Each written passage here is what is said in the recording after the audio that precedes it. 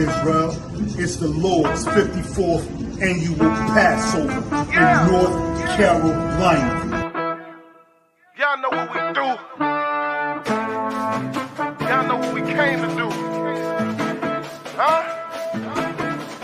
The ISUPK, under Commandant General Yohana, will be hosting the Lord's 54th annual Passover in Raleigh, North Carolina at the Downtown Convention Center.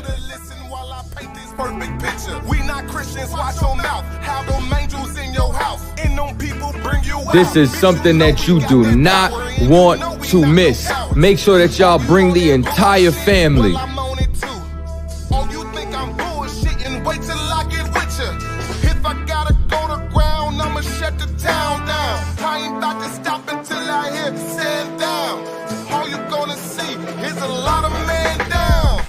The Downtown Raleigh Convention Center.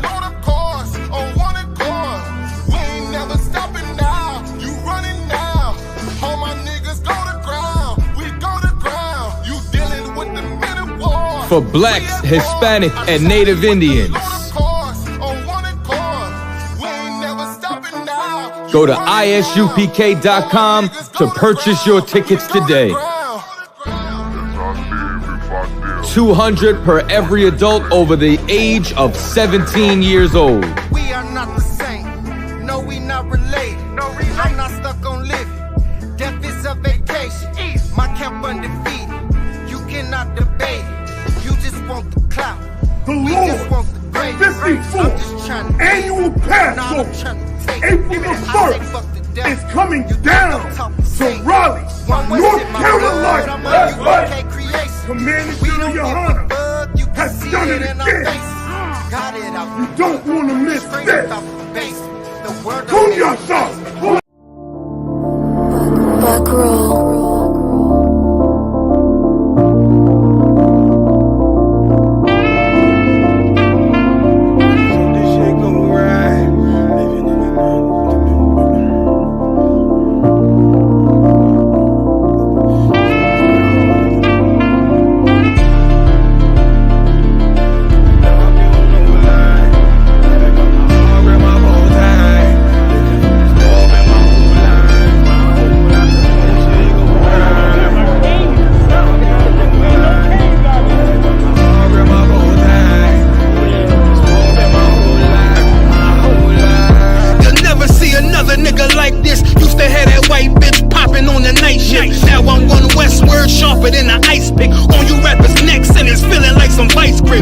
Yeah, that's light shit. Send my bro a kite quick. Ties of war, we ain't forget about you. Keep your light lit. Rappers can't see. Most of them scared to witness. Go and close your eyes. That's one right here for the trenches. Bad bitches, natural hair or extensions. Hood niggas that'll probably grip like some dentures. Brothers on them fences. 23 and 1 out. Praying that commissary hit before it run out.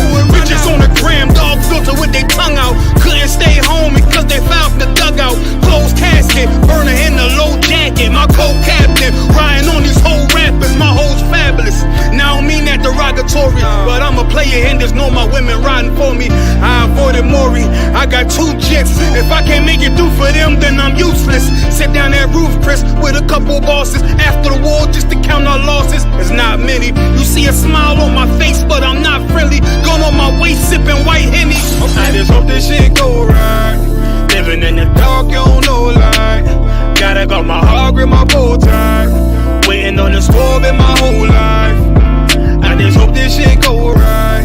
Living in the dark, you don't know light. Gotta got my heart with my bow tie.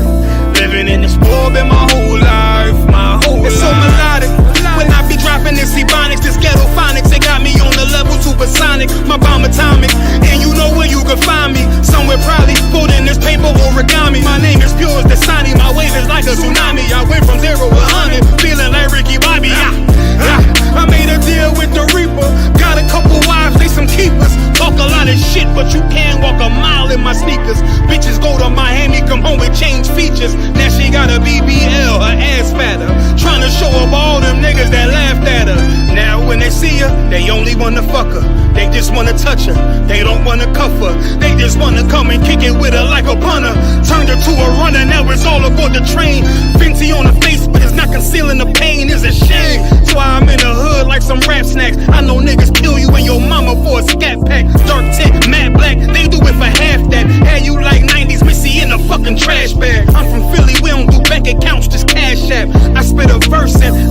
the time slow. This that God flow, this that shit that rappers die for. This that uncut Tahoe Wall straight from Pablo Escobar. I be at the bar like Moscato. They think it's effort, but no, this that block work. Make the countermeasures, take pleasures, making an op hurt. Light is in the sky, cause every verse is a concert. My mind work at speed y'all can't fathom. Listen to the words of a champion. It can. The streets need another anthem. I just hope this shit go right. Living in the dark, you don't know light. Gotta got my heart grip my bow tie. Waiting on the score in my whole life. I just hope this shit go right. Living in the dark, you don't know light. Gotta got my heart grip my bow tie. Living in the score in my whole life. My whole life.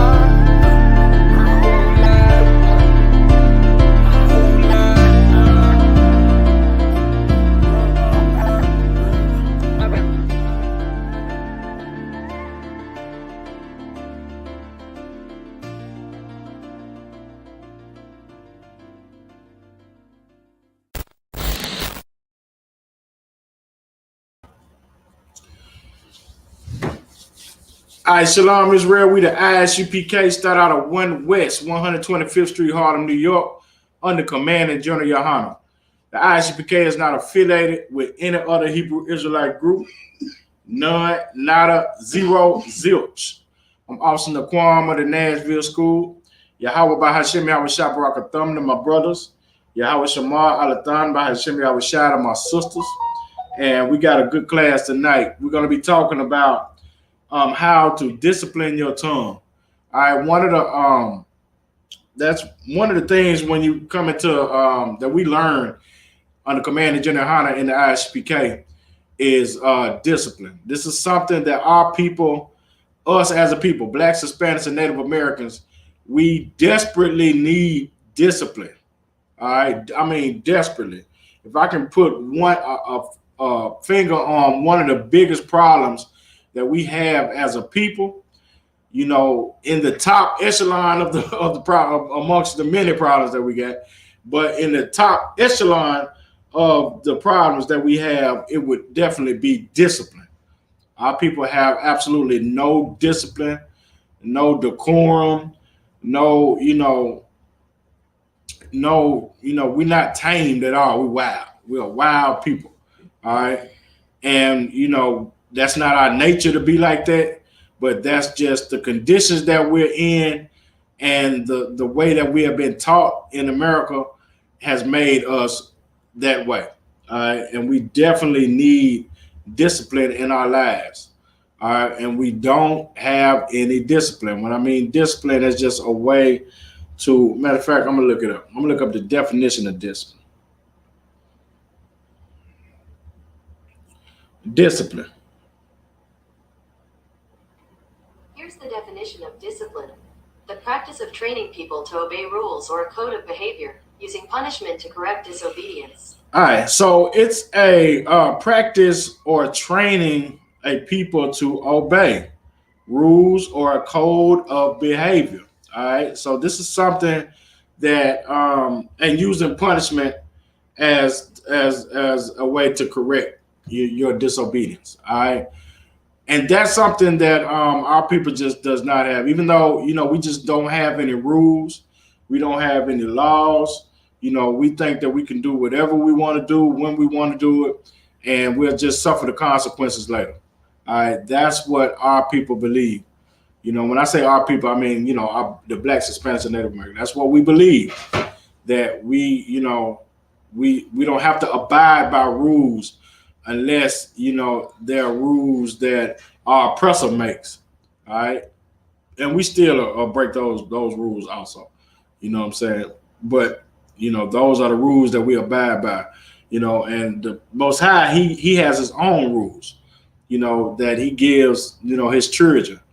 And we don't abide by the Most High's rules also. We break his laws, we break his commandments, we break his, everything that, he has to put our life in order. We tend to break those things because we just want to do what we want to do. It's like, what is YOLO? You only live once. So, we just do it how we want to do it. And that also applies to the way that we talk to one another. That applies to that also. And we, you know, as a people, we do not know how to talk to one another. I mean, it's like, it's bad. Salaki.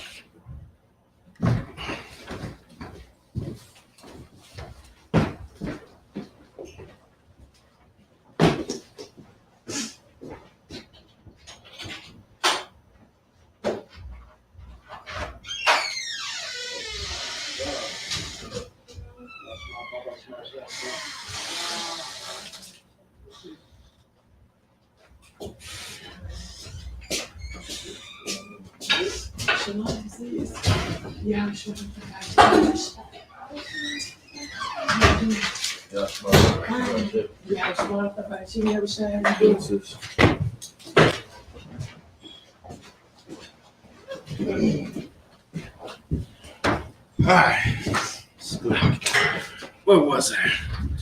All right, so we're talking about discipline of the tongue and how to discipline your tongue and your speech. And like I'm saying, this is something that our people have, you know, we are very, very bad at. You know what I'm saying? How we talk to one another. And the way that we talk to one another, it's, you know, it's totally out of disrespect for one another. You know, we look at one another and we don't respect one another. So we talk that way. We talk with disrespect. And it's you know, to the point where, you know, you would think that, you know, but sometimes, you know what? Sometimes we know how to correct. We know how to discipline our tongue. All right. When are some of the times that we know how to discipline our tongue? Go ahead, brother. Whenever we at the slave. At the slave. That's a great example of when we know how to discipline our tongue. All right. When we're at the slavery, we don't, you know, talk the way that we usually talk at home. You dig what I'm saying? Or we don't talk to one another in that way. We'll have some kind of respect for one another when we're at the slavery. All right. And that's something that, you know, it's even like say for instance, if you work telemarketing. Let's say you work telemarketing, right? You work for a telemarketing place. Some of us will even change our voice. You know what I'm saying? The way that we talk, you know, normally talk, we'll put on our so-called white voice. You know what I'm saying? At the job, and then, you know, be trying to talk, you know, professional and things of that nature, you know, when we at the job. So we know how to change up the way that we talk. We just, you know, use it. You know, it depends on who we talking to. Who we talking to can, you know, determine how we talk, you know, the words that we say and, you know, the tone that we use. All right. But clearly, you know, when it comes to us talking to one another, we have an issue, you know, with how we disrespect one another and the way that we, you know, talk to one another. If y'all got any questions about anything, y'all can type them in the chat. Y'all got any questions on in the room? You can ask your questions in the room if you got any questions. This is the Wednesday night law class. We have we answer all questions, you know, that comes, you know, that you might have. I answer the question if you got it. But y'all got any questions in there? Select.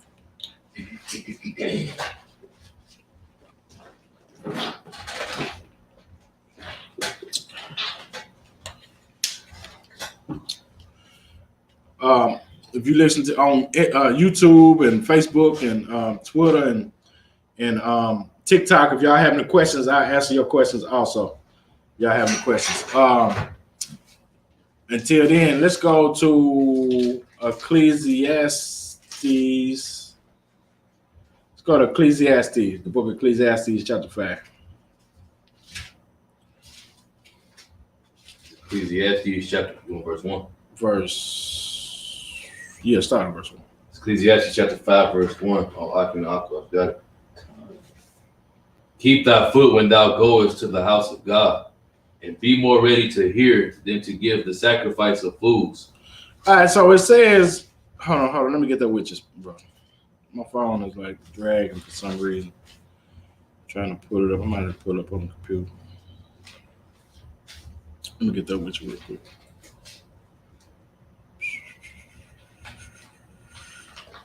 What's going on my phone?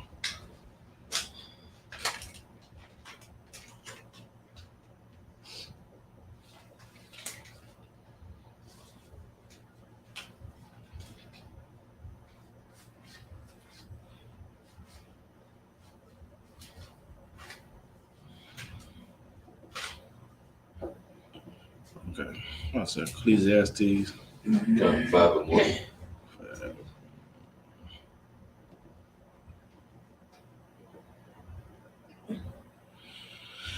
All right. Read it one more time. Salaki.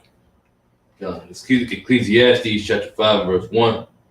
Keep thy foot when thou goest to the house of God, and be more ready to hear than to give the sacrifice of fools. All right, so it's a when you're in the house of God, it's real, like when you're in classes and stuff like that, right?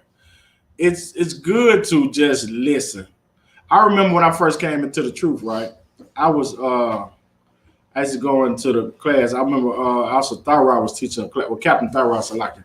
He was teaching a class one day, and I was just coming into the school, so I was a young man, and I just wanted to ask him all the questions in the world. You dig what I'm saying? It was like I wanted to know if this was the truth or what. You know, so I asked him a million questions in there. Some of them were stupid questions, but you know, and he was just cutting me left and right. You know what I'm saying? He just kept cutting because I kept on asking him. I was trying to battle with him, you know what I'm saying, about certain things. And he was just cutting me. You know what I'm saying? And it was I learned a lesson, you know, doing that, because it was, I know that it was, once I learned the truth, it was gonna be other brothers come in and do the same thing. You dig what I'm saying? And they was asking me so many questions. Brothers come in and ask me so many questions. And most of the time it has to do with what they dealing with. You dig what I'm saying? It don't really be trying to just know the truth. It'd be, you know, like they want to know like scriptures for getting high, for smoking weed, or scriptures on, you know, multiple wives. You know, that's one of the popular topics when a brother coming into the school. He want to know about multiple wives. You know what I'm saying? Because, you know, but he don't understand that the way that we teach it, it's not wise for a brother to have multiple wives unless he's ready, you know, to take on that responsibility. You know, so the brothers just thinking they just gonna come in and just, you know, rib up, you know, all the sisters, you know what I'm saying, and stuff like that. But that's just not the case. You know, that's just not how it's gonna happen. You know, but you have to be ready to hear, you know, and ready to select it, man. Select it real quick, man. Let me see something.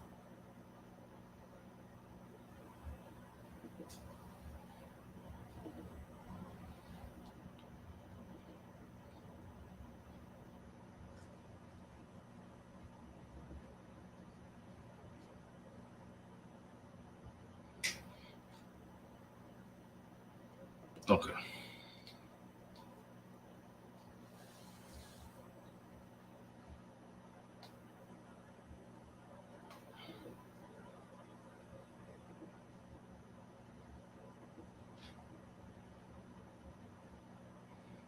All right, keep reverse it. Verse 2. Be not rash with thy mouth, and let not thine heart be hasty to utter anything before God. Mm-hmm. For God is in heaven, and thou upon the earth. Therefore, let thy words be few. All right, so let your words be few. You know, you don't have to say a whole lot of things. You know, when you're speaking, you can just, you know, speak enough to get your point across. You do what I'm saying? It's like, and this is how you discipline your tongue.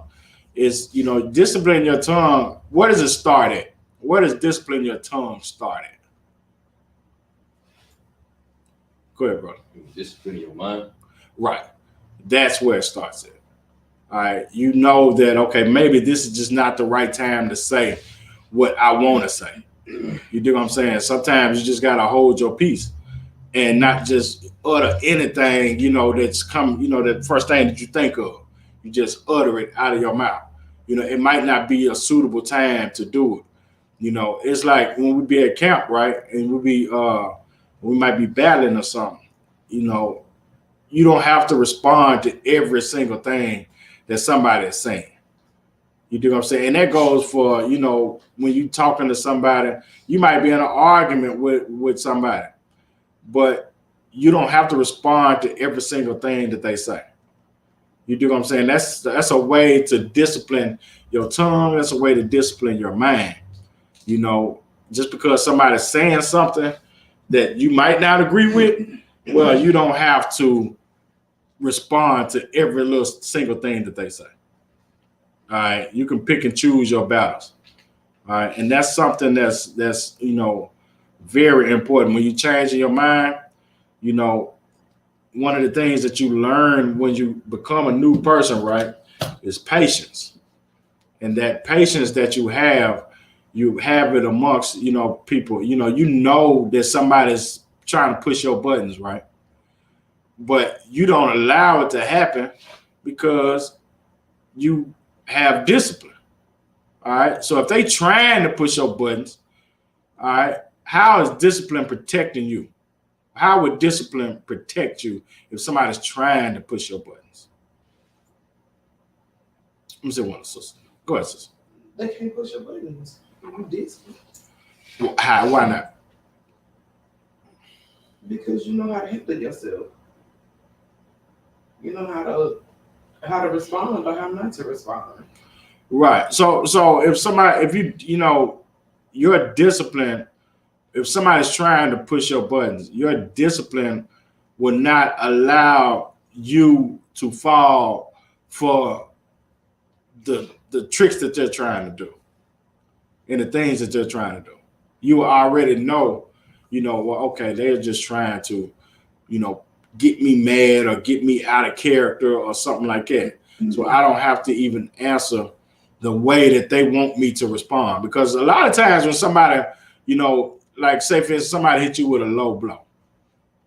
Somebody hitting you with a low blow because they know that it's going to cause a response. You know what I'm saying? So now you're giving them the response that they want. You're giving them power over your tongue. See, that's what a lot of people don't understand. Discipline, if you have discipline, then you're not giving your power over to the next person. All right, somebody, we called it in the hood, in my hood, we used to call it driving somebody. You know what I'm saying? It's like putting a steering wheel in their back and we driving them and making them go where we want them to go. You do what I'm saying? And that's something that you know, you won't give your power over to somebody by allowing them to go where they want you to go. You dig what I'm saying? And that's, you know, you becoming disciplined in your thoughts and in stopping yourself from saying the things that they want you to say. That's powerful, man. That'll help you in every aspect of life. Being able to discipline your thoughts and discipline the things that come out of your mouth. That'll help you in every single aspect of your life. All right, and that's something that's very important and that you should practice it. Practice it with your family members. Because your family members, you know, you brothers and sisters who are in the truth, your family members are going to say something that just is out of, you know what I'm saying, out of bounds. You know, they might, you know, it might be a holiday. It might be like on a holiday, they come to you and be like, Merry Christmas. What would be your response if somebody say Merry Christmas to you?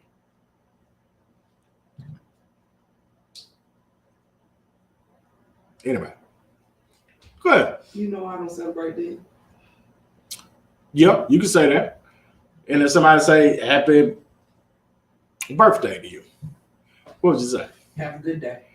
You think what I'm saying? You don't have to even, you know, you don't even have to say anything. It's like people say, we be at the slave, right? And somebody come up and be like, you know, Happy New Year's. You know I don't celebrate New Year's, you know what I'm saying? But they'd be like, Happy New Year's. And I just look at them. You dig what I'm saying? It don't say anything. Or they might ask me, you know, are you celebrating Thanksgiving this year? And I just look at them. It don't say anything. That's just like, you know, that's your body language could be your language. You dig what I'm saying? That's a way to discipline your tongue by just having a body language that's saying, you know, you might not say it out your mouth, but your body language is saying that I don't even deal with it. You dig what I'm saying? You know, you don't always have to say anything. Just because somebody tell you, you know, happy birthday or, you know, or happy, you know, whatever it is, you don't have to say anything at all. And people won't even know, you know what I'm saying, that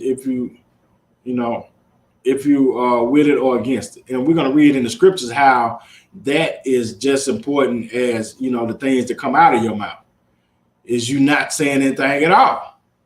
You know what I'm saying? That's a way of disciplining your tongue. Read verse 2 one more time.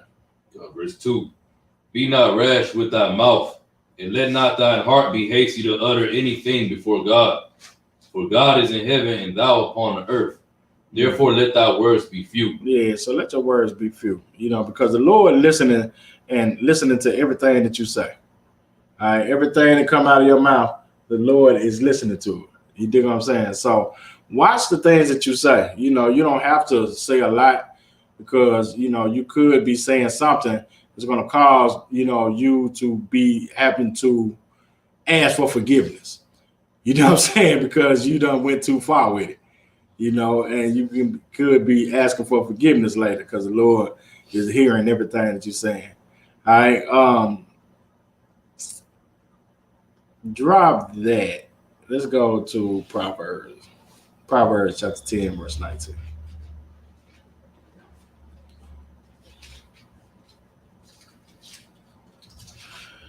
The book of Proverbs, chapter 10 and 19. Proverbs chapter 10, verse 19. Oh, argument, I've got it. Hold on. See it one more time, sir. Proverbs chapter 10 and verse 19. I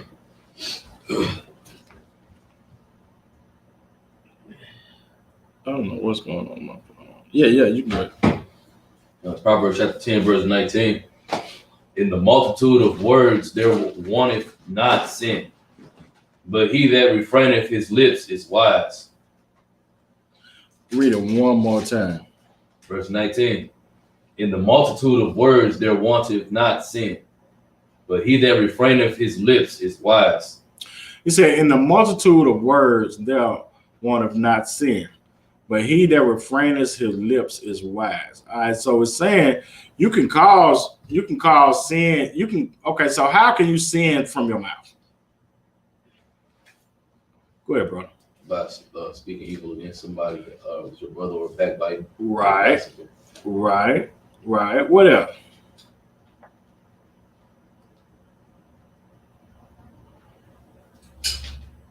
Go up to verse 18. Let's read verse 18.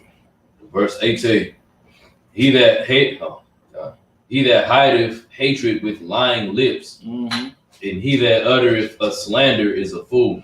All right, so that's how you can sin with your mouth. You can sin with your mouth by lying on somebody. All right, you got lying lips. You know, this is something that's against brotherhood. All right, lying lips are against brotherhood. You know, and it's also a sin. It's a sin. Lying lips are a sin because, you know, you don't want to bear false witness against a brother or a sister. It says, and he that utters slander is a fool. What's slander? Anybody? What's slander? Go ahead, sister. Something's like something evil, like to tear down somebody, like trying to tear down their character. Say stuff that'll tear down their character. Yeah, you want it. It's help tearing down their character, but how is it help tearing down their character? It's right there in front in the scripture. Because you're lying. You lying on them. Yeah, you slandering. Slander is a lie. All right. So the lie that you're saying is to cause someone else to look upon that person in a different light, look at them a different way. You know what I'm saying? You might say, Naquan is, Naquan think he all that. You know what I'm saying? Naquan think he all that. He, and think of whatever XYZ line is you can think about Naquan. You know what I'm saying? But you're saying it to somebody else for them to have the same opinion that you have towards Naquan. That's the whole point. That's slander. That's a fool is a slanderer. All right. When you go into, like, say for instance, and this is one of the reasons why cliques are not good. This is something that we fight very hard in the UPK to try to keep cliques out of the UPK. Man, it's like it's inevitable that we're gonna have cliques. You know what I'm saying? So we always got to fight. You might have a clique of people over on this side, and the reason why they're clicked up is through their slander they have for somebody else. You do what I'm saying? It might be somebody, like say for instance, we got people in the room right now, and a Kayala, is somebody I don't like. All right. Of course I love Kayala, so I'm just making it, but Kayala is somebody I don't like. So I go hang with the sisters so I can talk bad about a Kayala. And we got a group now, and we cool, and you're outside of our group. You dig what I'm saying? Because I don't like you, and now I done told them something about you, and they like me more than they like you. So now they want to hang with me. And what we do when we hanging with each other, what we doing? Talking about you. Good. You do what I'm saying? And that's something that's against brotherhood. All right, because it's keeping you out of the clique. We done clicked up with each other to talk about you, and now you're not in the clique. We're better than you.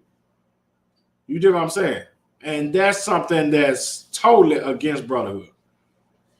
It's totally against brotherhood. And cliques and slander is what's that's what helped destroy the school a long time ago. You do what I'm saying? They had cliques, and these cliques of people didn't like these cliques of people. So now you got a schism in the school. And that's something that Command General Hunter is always trying to fight. Cliques and sisters, they really got it bad. Brothers got it bad too, but sisters really got it bad because they'll click up with each other, and it might be sisters that they don't talk to each other all year. They Facebook friends and everything, but don't, go on each other's Facebook page and talk to them or, share none of their stuff or, give them a thumbs up or none of that because they're not clicked up with them, even though they sisters, but they not clicked up with them, and that's something that's against, brotherhood, the sisterhood, so read verse 18 one more time. Verse 18, he that hideth hatred with lying lips, and he that uttereth a slander is a fool. And it said that they're hiding hatred with lying lips. That's important right there. They hiding their hatred with lying lips and slander. They really hate the sister or the brother, and they just slandering them and lying on them and trying to hide it through their lies. Keep reading. Verse 19. In the multitude of words there wanteth not sin, but he that refraineth his lips is wise. But he that refraineth his lips is wise. You refraining your lips from sin. You refraining your lips from slander. You refraining your lips from lying. You're a wise person. All right? Somebody, because like say for instance, we're going to use that scenario I just used about the cliques. All right? If they're coming to me saying, talking about a Kayala, man, we don't like Kayala, man. Kayala doing this, Kayala doing that, and a wise man would not bite into that. You know, you don't even have to talk. I'm not finna say anything about a car, y'all. You dig what I'm saying? Okay. I'm not finna say nothing about him. That's a wise man. That's somebody who's trying to, you know, preserve brotherhood. You dig what I'm saying? I'm not finna talk about him. You know, the brother ain't did nothing to me. What the hell I'm talking about? And I think you're an excellent brother anyway. You know, just because you don't like him, because you're hiding your hatred towards him with lying lips and slander, don't mean I have to. You did. Keep reading. Verse 20. The tongue of the just is as choice silver. Read that part one more time. The tongue of the just is as choice silver. Mm-hmm. The heart of the wicked is little worth. And the heart of the wicked is little worth. You know, if you can hold your peace, you know what I'm saying, and be just in your words. Like I was just saying, I'm not going to talk about the brother. The brother's an excellent brother. That's a just man. That's what a just man would say. And you're like choice silver. You know, you're profitable to the Lord when you can be like that and not talk about, you know, I've heard brothers try to slander other brothers, man, and I done seen some stand-up brothers be like, look, man, I'm not finna talk about that brother. You know, if you got a problem with that brother, you go to that brother. You do what I'm saying? You got an issue, y'all go one-on-one and talk about it and talk it out. I'm not finna talk about that brother. He ain't did nothing to me. You know, that's what a just man would say. That's you being disciplined in your words. And that's something that brothers, that's you should practice that. Because always, you know, and the way to keep that discipline in your words is constantly thinking brotherhood. You do what I'm saying? And because what I'm finna say, am I finna sin with what I'm finna say? Or am I finna say something that's gonna cause my brother, you know, harm? Or, you know, hurt my brother with the words that I'm saying? You know, you have to think about that. Brotherhood help you discipline your words. You know, so when I say brotherhood, I mean sisterhood also. It helps you discipline your words when you're thinking, well, that's my sister. I ain't finna talk bad about the sister. I'm not finna say anything that's gonna tear the sister down. I'm not gonna slander the sister. I'm not gonna, you dig what I'm saying? Lie on the sister, things like that, because that's my sister. So brotherhood help, you know, that's a way to discipline the words that come out of your mouth when you're thinking about, you know, who this person is that you're talking about, you know, and you don't want to say anything that's going to hurt the brother or the sister. Keep reading. Verse 21. The lips of the righteous feed many, but fools die for want of wisdom. It said the lips of the righteous feed many. What does that mean? Go ahead, bro. It's saying that the let me think, bro.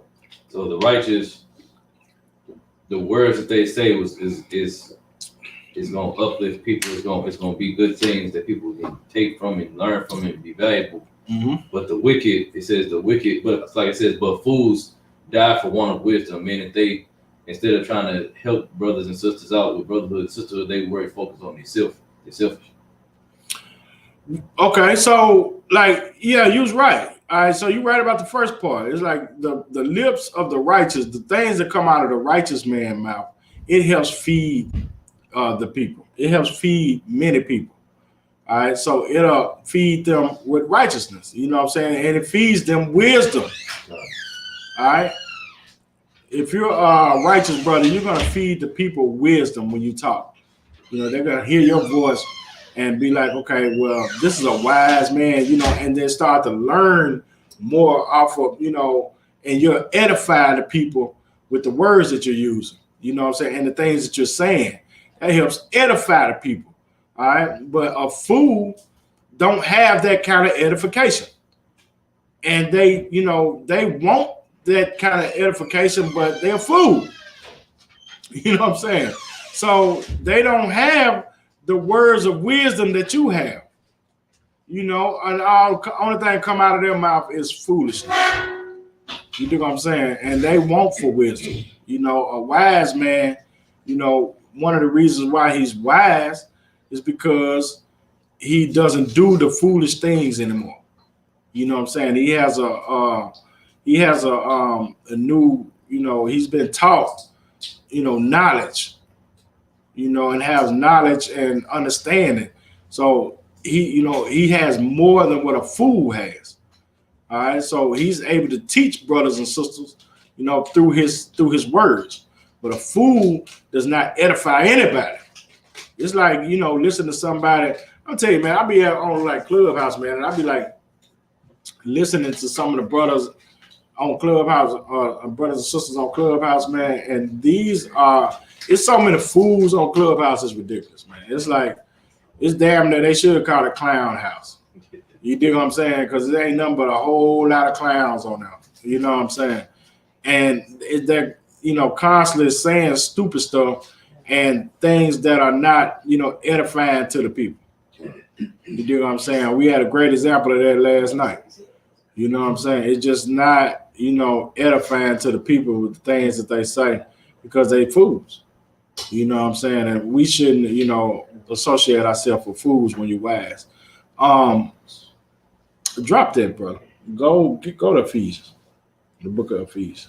Y'all got a question about anything in the chat? You can drop it in the chat. Select. Still didn't figure out how to fix my phone. Let me see if they got any questions in the chat.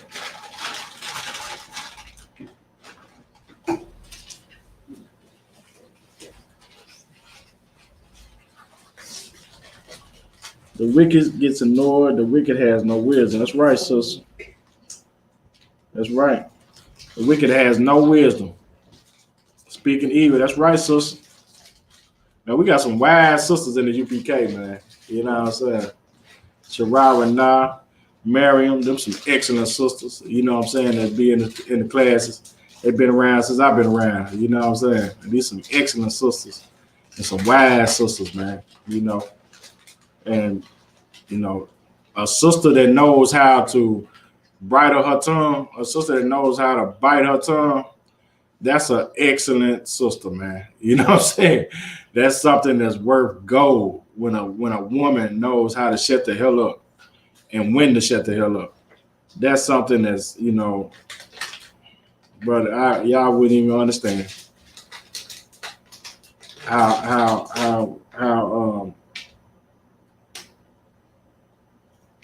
good that is. So like, trying to get my what's the name up, man. It ain't working though.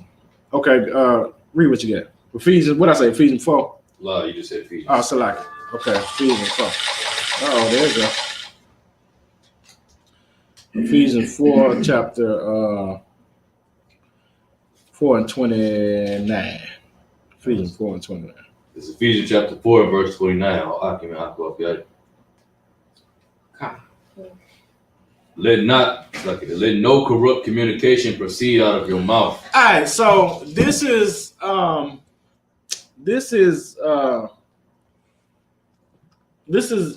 famous scripture, right?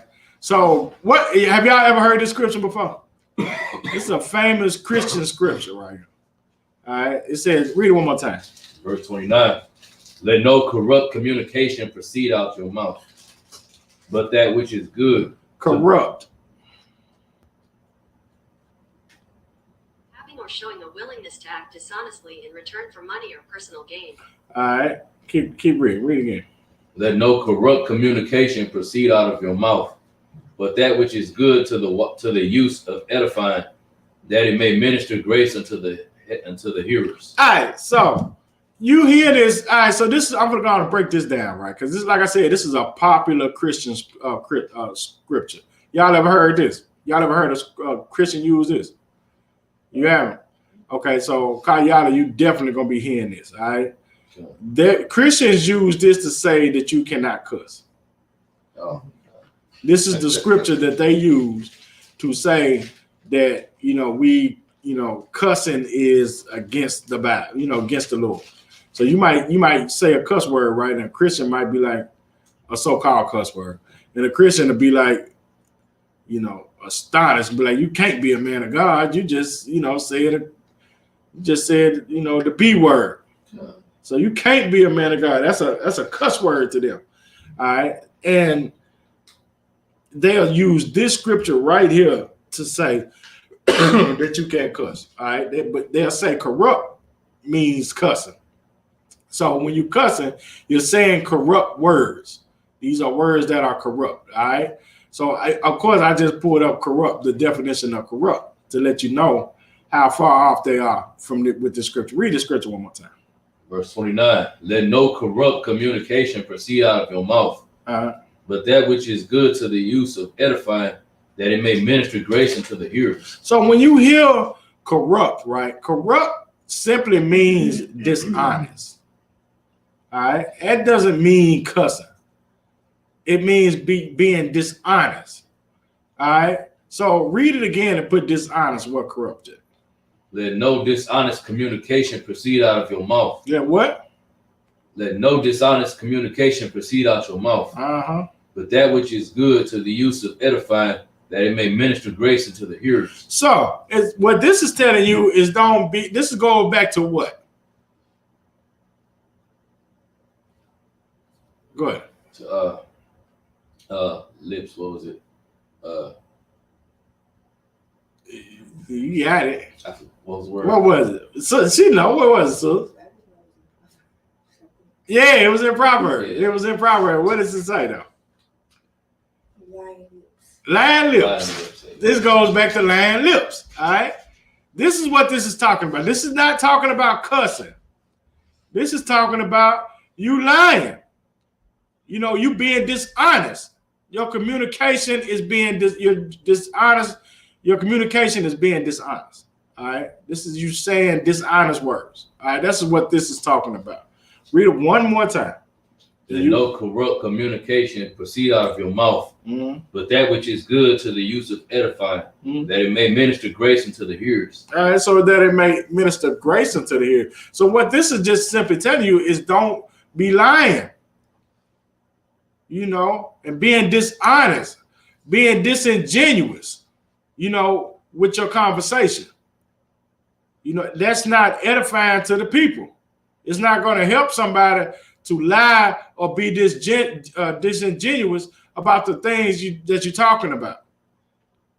You know, give me some examples. Anybody, give me some examples of what this could be talking about. Being disingenuous or lying about, you know, some things that you're talking about. Go ahead, brother. Everything a Christian pastor tell you in church. Boy, you just get a brother hand.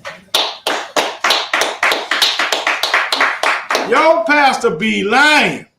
You know what I'm saying? He is, you know, be using corrupt communication. All right? He uses corrupt communication all the time. He is deceiving and using deceitful communication. All right? He's being deceitful when he's teaching. He's being deceitful when he's preaching. Because he's doing it and, you know, to try to get you to spend money. You know, I'm going to go back to the definition. It says having or showing a willingness to act dishonestly in return for money or personal gain. I mean, that's literally the definition of it. Your pastor be using corrupt communications. And you know what? He changed by him even changing it to cuss words is him using corrupt communication. You do what I'm saying? Because he'll try to tell you that it's talking about cuss words. You know, and what it's really talking about is what he's doing. You do what I'm saying? He's trying to be dishonest in return for money or personal gain. You know, being corrupt. Your pastor is corrupt, man. You know, when he telling you to sow a seed, I'm gonna give you an example of what this talking about. When he's telling you to sow a seed and you're gonna get 10 times, you know, the amount back that you sowed, that's him having corrupt communication. That's corrupt communication right there. That is like the best definition of corrupt communication. When your pastor sitting around that tide bucket and the lights get low and, you know, the singing gets, you know, slow, and, you know, the piccolo player, I mean, not the piccolo player, the organ player, he started playing that song, you know what I'm saying? And next thing you know, niggas going in their pocket and coming on out with the cash, you know, and the collection plate. And I went around 2-3 times. And he done sung that same song and up there sweating. And he's doing all of that corrupt communication to get you to pay him. He's doing it all for personal gain. All right? That's what it's for. I mean, it's literally for personal gain. Your pastor is the one who has corrupt communication. All right? And hey, shalom, brother. Your pastor has corrupt communication. You know, it ain't got nothing to do with the way that you're, you know, the so-called cuss words, because they use this strictly for cuss words. It's not about that. It's about them, you know, lying and being disingenuous and dishonest for personal gain. All right, you cannot do that. All right, politicians do it. Not only does your pastor do it, politicians do it also. Go ahead, brother. I was gonna ask, can chapter 5 and verse 6 go with it? Hold on, let me see. Read it. It say, let no man deceive you with vain words. Hold on, where you at? Chapter 5? Verse 6. Verse 6. Okay, go ahead. It say, let no man deceive you with vain words, for because of these things cometh the wrath of God upon the children of disobedience. Absolutely, it can go with that. I mean, those vain words are, you know, when they're empty words. That's what vain is. You know, vain is, you know, it means nothing. They're empty. Don't let anybody, you know, just say, you know, like their prayer. They've had these vain prayers. They'll get up there and pray for 30 minutes. You know what I'm saying? And with all the theatrics and all of that stuff, and at the end of the day, you know, it was all for nothing. You know what I'm saying? It was just all for theatrics and all to make you think that, you know, that they are a man of God. But in reality, the Lord ain't heard not one damn thing he said. You know what I'm saying? It didn't go past the roof. You know what I'm saying? And that's something that's you know, that most pastors they use. You know, they do the same thing. You know, all the pastors they do damn near the same thing. You know, in the church you go to, you've been in one church, you've been to them all. You know what I'm saying? They're doing the same thing in each church. You know, ain't nothing different about it. But yeah, this is what it's talking about. So anytime you hear that scripture, because you're going to hear about, you know, somebody tell you not to be using corrupt communications, you know what I'm saying? And they're going to go, you know, if you say a cuss word, and, you know, they're going to go to this scripture right here. And, you know, all you got to do is break it down. You dig what I'm saying? That's not what that means. All right. Let's go to, and that's just another way of bridling your tongue. Right? So go to Psalms. No, sorry, go to James. The book of James. Chapter 3. Verse 1. Verse 2. It's the book of James, chapter 3 and verse 2. Oh, I got it. Hold on for me. Select. How old is your brain? I be having these little commercials on and everything. YouTube. Nah, man, on this little app I got for. So like start at verse 1. It's the book of James, chapter 3 and verse 1. My brethren, be not many masters, knowing that we shall receive the greater condemnation. He said, don't be many masters, knowing that we're gonna receive greater condemnation. So what it's saying is, man, you know, we're gonna get punished more. I think I brought this out in class last week. We get punished more for what for the things that we say and things that we teach. All right, you're gonna get punished more if you are teaching or saying the wrong things. There's a greater, you know, scriptures say, you know, and I'm paraphrasing, you know, with much, what does it say? With much, what am I trying to say? I can't think of scripture now. But you're gonna get, you know, much is given, much is required, much is received. To whom much is given, much is required. Much is required. So, and that's, you know, we're going to be judged, you know, more. Teachers are going to be judged more for, you know, the things that they taught and the things that they say, you know. So you got to always be careful with the things that you're saying and the things that you're teaching, because the Lord's going to hold you accountable. Are you saying the things that are, you know, that are from the word of God? You do what I'm saying? Or are you saying the things that, you know, you've been taught, you know, the righteous things that you've been taught? You know, you're going to be held accountable for those things. So you got to make sure that, you know what you're talking about, you know, before you just started, you know, just go out and speak. And that's why we don't allow troopers to teach. You know what I'm saying? Because, you know, you're not seasoned enough to understand, you know, the things that you saying and the things that you should say. You dig what I'm saying? I was when I came to school, I used to want to teach so bad, man. I thought I knew everything. I went to, you know, 5 classes, and now I'm ready to teach. You dig what I'm saying? I'm on here, you know, I've read the Bible, you know, I think I know the Bible and everything. I'm ready to teach now. You know, and I got caught. I used to get caught all the time, but I got caught one time by Captain Mark Quad. He caught me one time.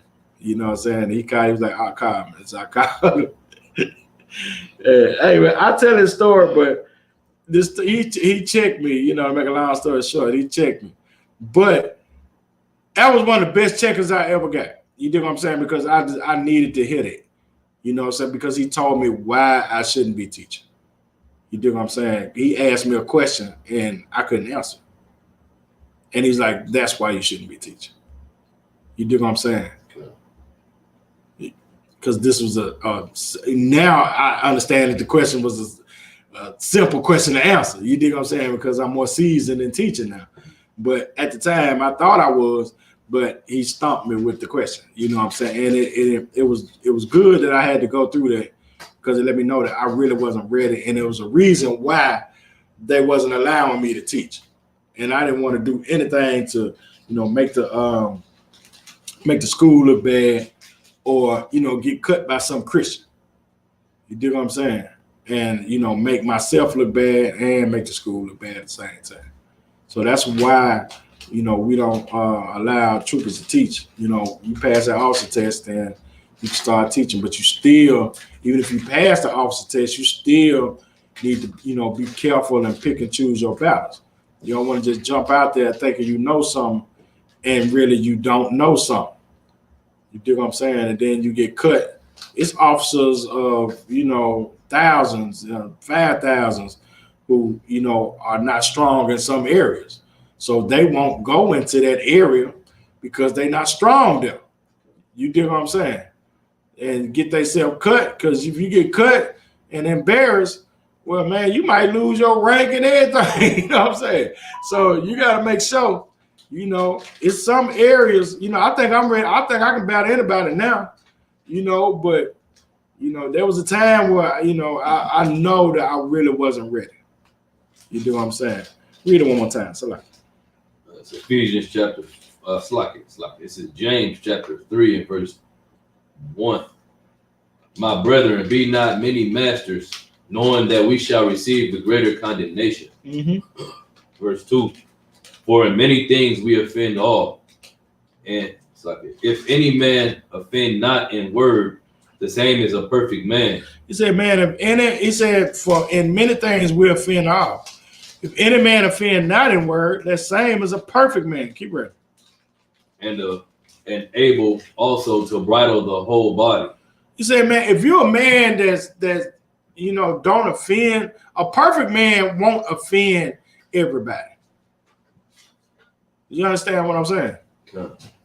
A perfect man, you know, he won't offend everybody.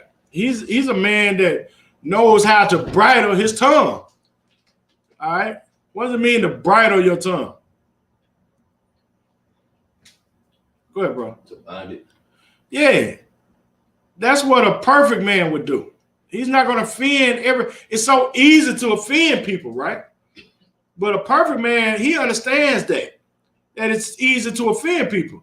So he knows not to say things that's going to offend somebody.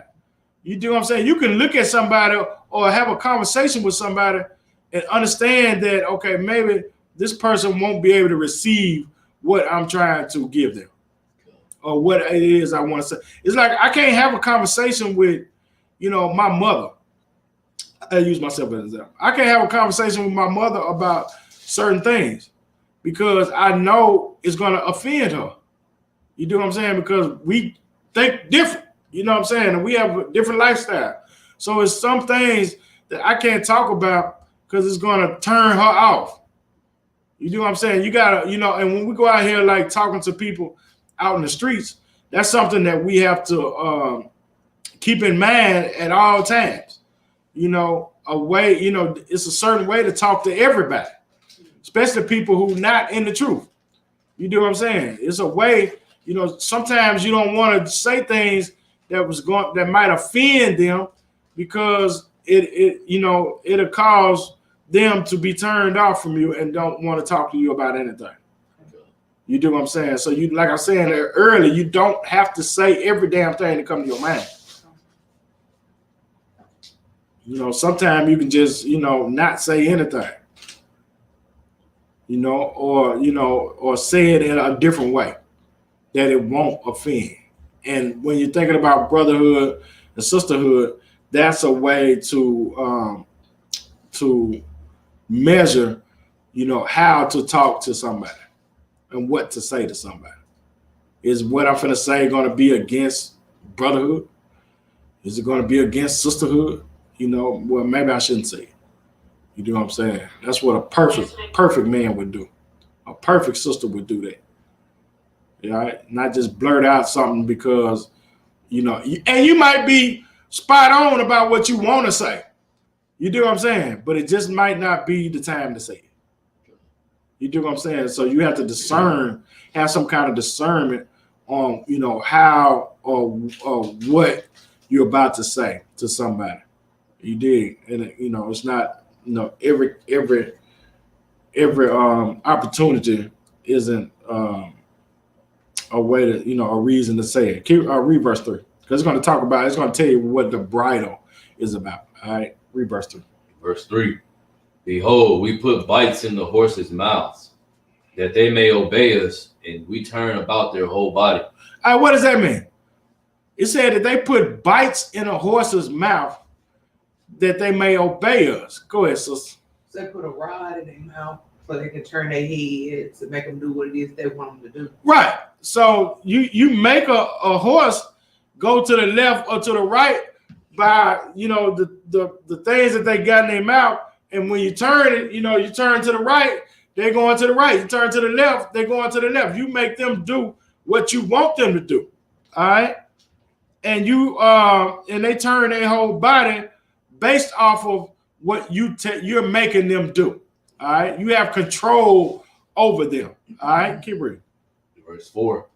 Behold, also the ships, which though they be so great and are driven of fierce winds, yet are they turned about with a very small helm. So now, even a ship, you got a big yacht, right? You got a big old yacht, a ship, but you might have a 400-foot yacht, but it's driven by, that little bitty, helm, you know what I'm saying, that makes it go to the left or to the right. You do what I'm saying? Even though it's a 400-foot yacht, a 500-foot boat, it's still controlled and driven by the little helm, that makes it go the way that you want it to go and do the things that you wanted to do, because you have control over it. All right, keep reading. You missed the end after the hymn. Whithersoever the governor listeth. Verse 5. Even so the tongue is a little member, and boasteth great things. Behold, how great a matter a little fire kindles. He said the tongue is a fire. The tongue is a fire. And that little bit of tongue, it controls your actions. That tongue can control the actions of another person. The things that you say can control what you do, and it also can control what another person does. That little tongue can be, it says a fire, but it can kindle into, you know, a forest fire. You know, it can start off as a match, but it can kindle into a forest fire. All right, keep reading. Verse 6. And the tongue is a fire, a world of iniquity. A what? A world of iniquity. Uh-huh. So is the tongue amongst our members, that it defileth the whole body, and setteth on fire the course of nature, and it is set on fire of hell. And it's set on fire of hell, man. The tongue can be, you know, if the tongue can be something that, you know, can't be tamed. It can be a fire that gets out of control if you don't have some kind of, you know, discipline and control over, you know, the things that you say. It can be a fire that lights, you know, start off as a little bit of, like I said, a little match, and then you turn into a forest fire. You do what I'm saying? By your tongue. Your tongue is that's one of the most powerful, even though it's probably one of the smallest muscles in your body, it's probably the greatest muscle in your body. You do what I'm saying? Because it can cause all kind of havoc. It can cause good and bad. You know what I'm saying? There's good and bad in the things that you say. You know, the tongue is probably, you know, because the communication that comes out of it, you know, it can either, you know, it's life and death in it. You can live off of it or you can die off of it. You know what I'm saying? Keep reading. Verse 7. For every kind of beast and of birds and of serpents and things in the sea is tamed. It hath been tamed of mankind. He said everything on earth, you know, all the men, all the, you know, the beasts of the sea and the birds and the serpents and everything, they all been tamed by mankind. Keep reading. Verse 8. But the tongue can no man tame. What? But the tongue can no man tame. He said, but the tongue can no man tame. Keep reading. It is an unruly evil, full of deadly poison.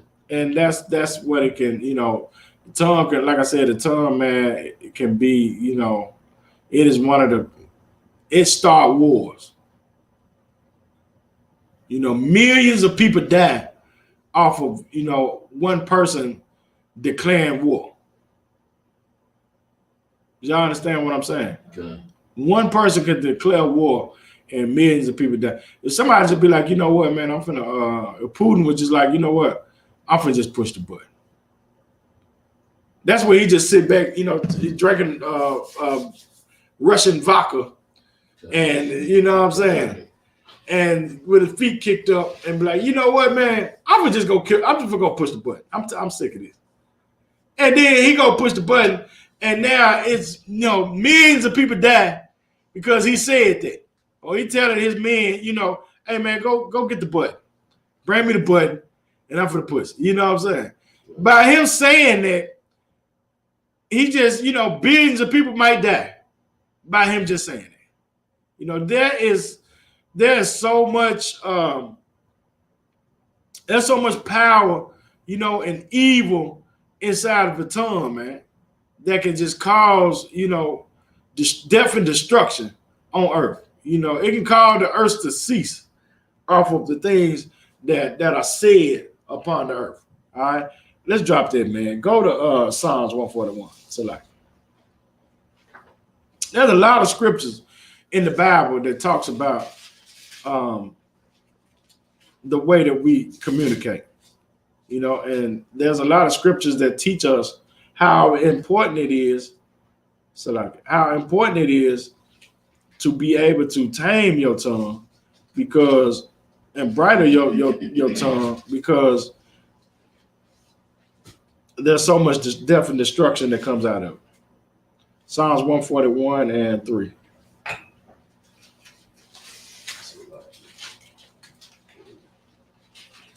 Verse 3.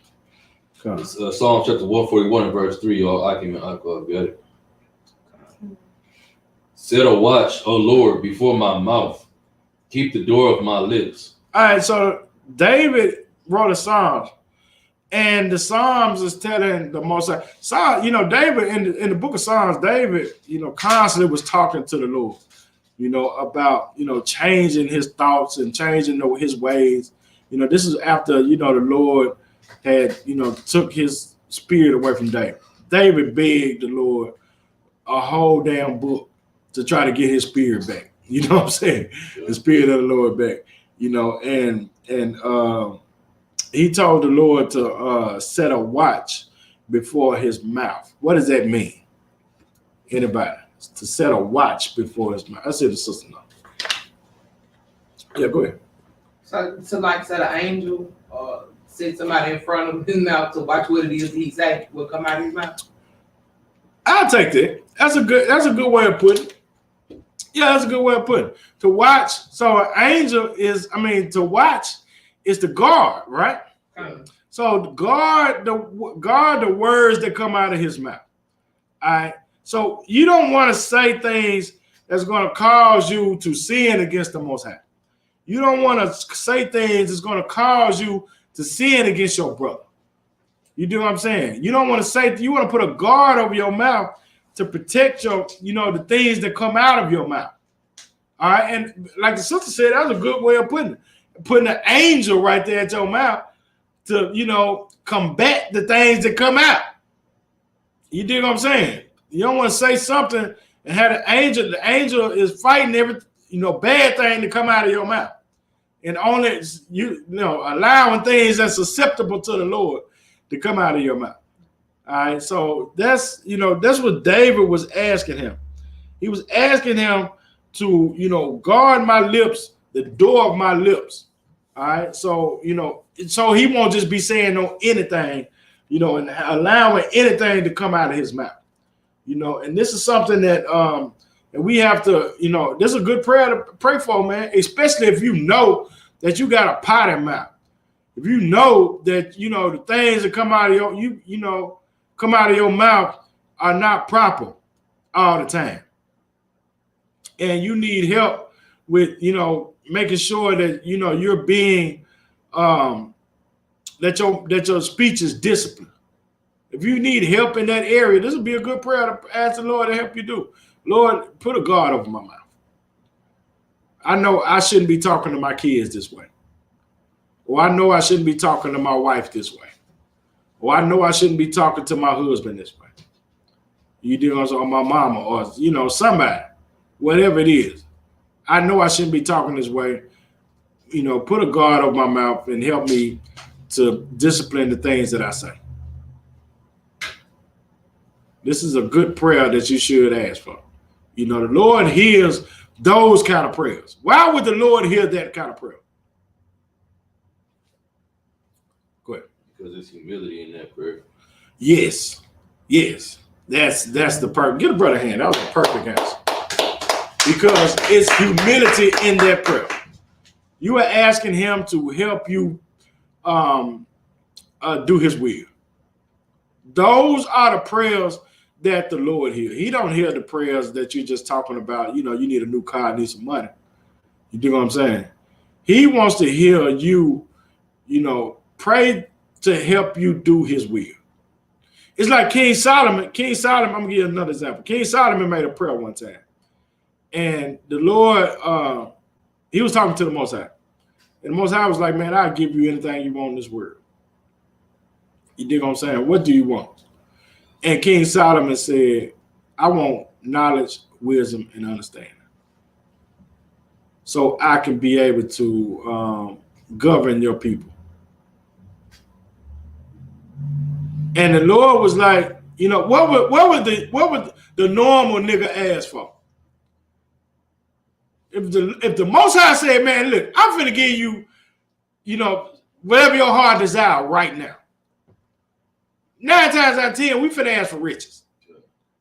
You do what I'm saying? I want riches. I want all the women in the world. I want, I want, to be happy. And, you just saying selfish things.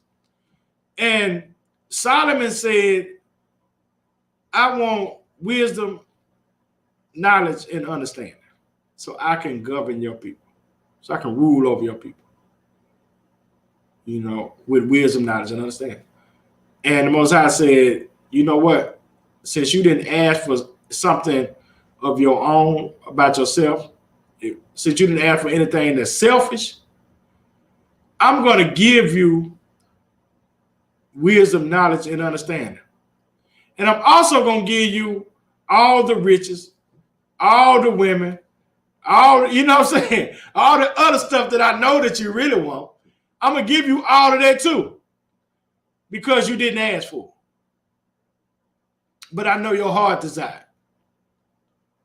So, you know, that's something that, you know, you can use it as an example of how to pray when you do pray. You dig what I'm saying? Don't just pray about something that you want. Pray within the Most High's will. And those are the prayers that the Most High hears. I want to, you know, be able to, Lord, help me, you know, be a better me so I can be able to serve you. In the conditions that I'm in, I can't serve you this way correctly. The way that my mouth is, I can't serve you correctly. I need some help with the things that come out of my mouth. I need some help with, you know, discipline my mind. Those are things that you have to pray for. Might even have to fast for. But whatever it is, make sure that you're saying it, like your brother just said, out of humility, and make sure that you're saying it, you know, within the Most High's will, because that's how He hears your prayer. All right, drop that. Go to Psalms. I'm gonna go to Proverbs 17. Give me a time check. 8:23. Okay. 17. Yeah.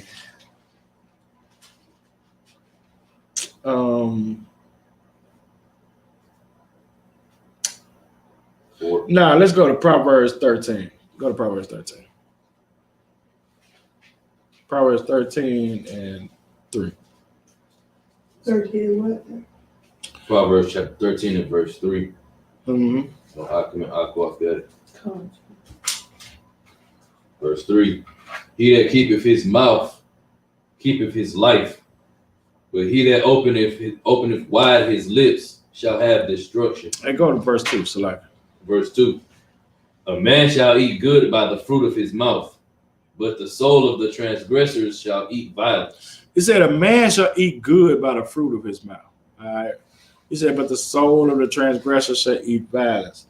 You know, your mouth, keep reading. Verse 3. He that keepeth his mouth keepeth his life, but he that openeth wide his lips shall have destruction. All right, so your mouth can cause life or death. All right, there's power in the tongue. I'm sure y'all probably heard that before. Yeah. All right, your mouth can cause life or death. You can get the things that you say can cause, it can cause you to get killed. I've seen this so many times throughout my lifetime. All right, well, somebody be like, you got me effed up. You know how many times you got me effed up done cause people to get killed? You do what I'm saying? It either cause you to get killed or it might even cause you to kill somebody. I've seen it both ways. You do what I'm saying? I seen a brother get bumped in the club and, drink spilled on him and he like, man, what you doing? You know what I'm saying? Boom, boom, boom, boom, boom. And next you know, there it is. I mean, it can be the smallest things that can get you killed, man. The smallest of things can get you killed. You know how many sisters I done seen so many sisters get to fighting, man, over, the smallest things. You know, it's some people, it's some women, it's some sisters, man, who you see them and they just constantly in the, you know what I'm saying? They constantly loud and constantly arguing with somebody, and you know, and they usually got a little bit of ponytail about that big. They usually got like a little bit of ponytail just sitting up here right there, and they got the loudest mouth. And you know what I'm saying? And they all they want to do is fight because that little ponytail, they just mad because they got that little bit of ponytail. And they just mad and they just want to fight all the time. You dig what I'm saying? The smaller ponytail, they usually can get down too with them little bit of ponytails, man. But it's, you know, it be sisters like that you always see that just always ready to fight. You know, and always loud and always talking, you know, loud and you know, but the scripture said that, man, he that keepeth his mouth keepeth his life. You know, you can say things that can cause you to get killed. And you can, you know, I know a brother, I know a brother, man. I seen a brother one time, he was getting robbed, right? And, you know, I done seen, I'm sure y'all probably heard of this. You know, brother was getting robbed one time. And nigga was like, nigga, you know, set it out. And one or two things could have happened right here. The brother could have just gave it to him and saved his life. But this brother chose not to. The brother was like, nigga, I'm not giving you nothing. You gonna have to kill me. Boom. Killed. I mean, he literally told him to kill him. You do what I'm saying? You got to kill me. So now he's testing. If the brother, you know, could have just been like, you know, here, he could have lived. You do what I'm saying? But his mouth got him killed. You know, and it's just, you know, if we learn how to, you know, when to say things and when not to say things, you do what I'm saying? We can preserve our life. It can be a time when you're in a life or death situation and your discipline of your tongue could actually save your life. I'm gonna give you another example of this. You getting pulled over by the police. How many times we done seen, well, they getting pulled over by the police giving them commands, right? And they constantly saying, I ain't did nothing. I ain't done nothing. I ain't did nothing. But you know, while they saying I ain't, even though if they didn't do nothing, while they saying that they ain't did nothing, what they not doing? Go ahead. What they being told to do. They're not following the commands. Regardless if you done it or not.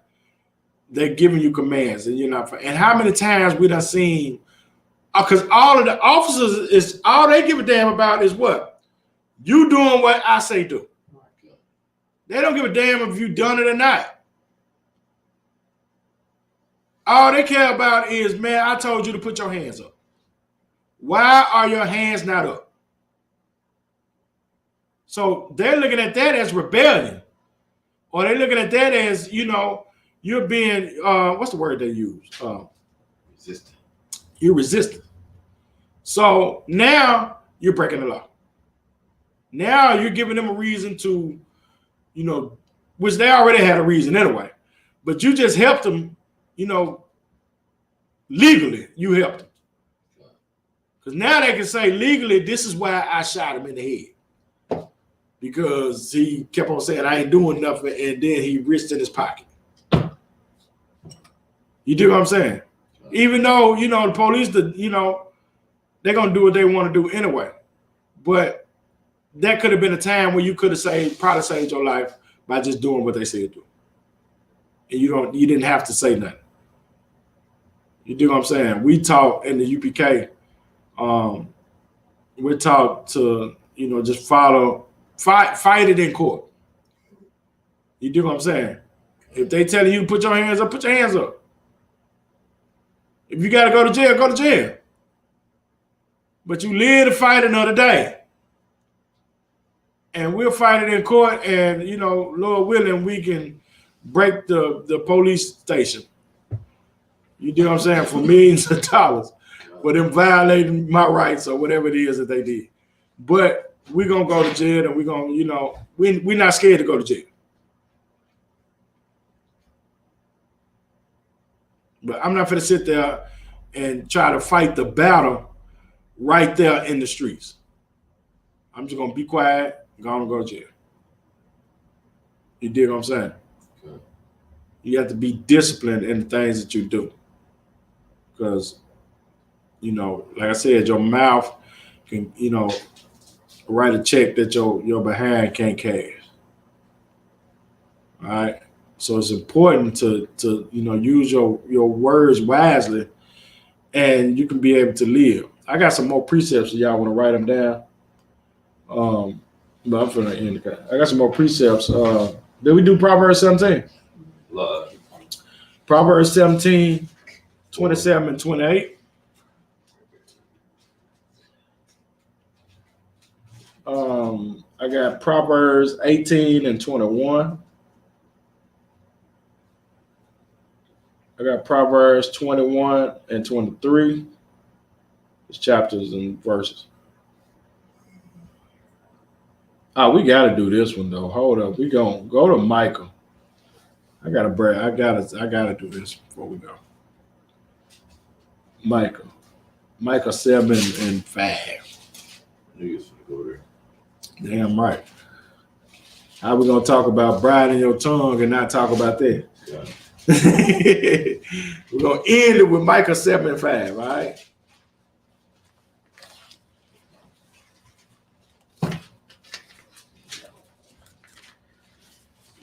Book of Micah. It's a little bit of small book, man. It's after right before Nahum. Yeah. It's after Jonah. Okay. And before Nahum. All right. It's Micah chapter 7 and verse 5. Well, I go up there. Okay. Trust ye not in a friend. Put ye not confidence in a guide. Keep the doors of thy mouth from her that lieth in thy bosom. Do what? Keep the doors of thy mouth from her that lieth in thy bosom. What does that mean? To keep the doors of your mouth from her that lieth in your bosom. Go ahead, sister. I mean, with pillow talking. Yeah, go out of damn pillow talker, man. That pillow talker, man, is not good. You dig what I'm saying? It's like things that sometimes, you know, it's good to have. You know, you don't have to tell all of, you know, your friends' secrets. You dig what I'm saying?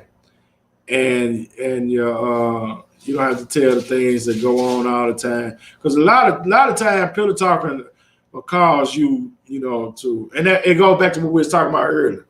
You clicking up with your real, or you clicking up with your husband, and now you're talking about somebody else, slandering somebody else, maybe lying on somebody else, and or just being, you know, unbrotherly altogether with the pillow talk. You dig what I'm saying? And pillow talking has caused many people to die. Many people died from pillow talking. You know, many people has, you know, have it's like people have affairs and stuff, and they do a lot of pillow talking. You do what I'm saying? Talking about they husband at home, you know what I'm saying? He ain't this and he ain't that. You know what I'm saying? It's just pillow talking has never ever been good, you know, for anybody. You know, so that's something that you have to stop doing, you know, because it make, you know, your husband hate somebody, or make your wife hate somebody, you know, that they probably didn't hate until you just laid up, you know what I'm saying, and talking bad about it. All right, so it's against brotherhood and sisterhood to be pillow talking also. All right, so you gotta have to discipline yourself to be able to, you know, check your real, or check your husband for doing that pillow talking too. All right, so with that, y'all got any questions about anything? Any questions, sisters? All right, with that, we the Israelite School of Universal Practical Knowledge. Start out at 1 West 125th Street, Harlem, New York. under command in General Yohana. ISPK is not affiliated with anybody, with any other group. Austin Aquam of the Nashville School, and that's my time. Shalom.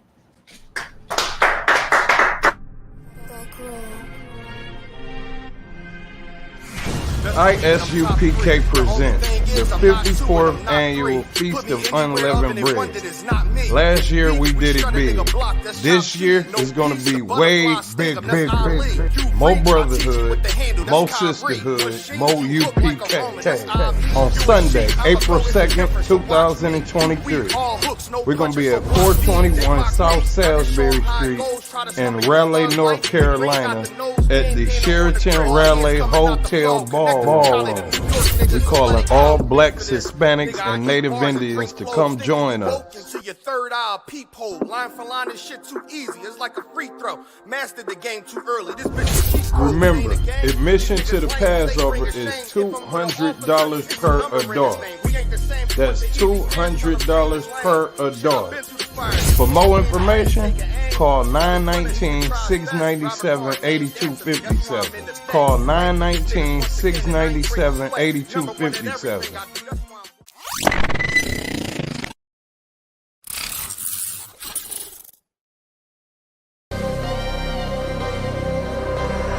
One Westboro.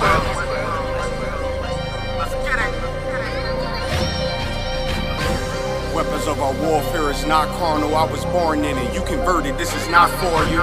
Weapons of our warfare is not carnal. I was born in it. You converted. This is not for you. Handle lights and teddy bears. I'm trying to leave your block romantic. Flicking off the hip. I lead a scene looking like I'm dancing. Ain't one Westworld. Best believe we not gonna stamp it. Titties on a drum. The stick figure looking outstanding. Rip is tied with the hands of the Lord. Call that God tears. Send a spear right to the sky and watch his front tear. I'm that nigga cause I run with them niggas. So let's get that clear. Don't question who say I'm the GOAT. I tell them God did. In order to be the best, you gotta beat the best. To me, that's suicide. Of course, I sound cocky to a glizzy eater. Fuck your pride. Don't need a horoscope to see I'm a star, so fuck your sign. You can believe in anything you want, but as for me and mine, God mode. I am what I am, so let's just keep in mind. Don't wanna be like Yaya Kyrie, they wanna be like I. She said she lost until she found me, and then she found a tribe, and then I make a bout face until she called me out of wine.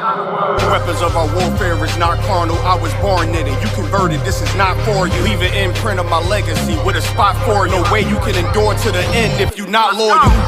Weapons of our warfare is not carnal. I was born in it. You converted. This is not for you. Leave an imprint of my legacy with a spot for you. No way you can endure to the end if you not loyal. All time, no questions asked. We come and find you. His problems, my problems, and I'm standing behind you. Stepping with style, I'm standing on shit of my product. I take on the crowd, tell them all throw in the towel. Half moon with a silencer, make it sound like a howl. We the shit, we about movements with a growl. Heavy is the head with the crown. When I take it, I'm proud. I get the order, bring my sword back wet with a smile, nigga. I'm an Israelite rapper, nigga. Would never hit his wife, but I go at you. I make commitments to a gun if I'm talking about a tantrums. Nigga said he a stand-up dude, that mean we laughing, nigga. Jumped on the beat, start snapping, you leaving fractures. Red and green bean, I'm Gucci, you thinking fashion. Dad go shoot for the green, and I ain't talking St. Patrick. You screaming all lives, I'm screaming all guns matter. Keep it biblical, talking in parables, cause it matter. If I say bring Jake up, I'm talking about a ladder. He was the wave till I came with the fire, no John the Baptist. Who cared you did it first? You should be worried about who after. I'm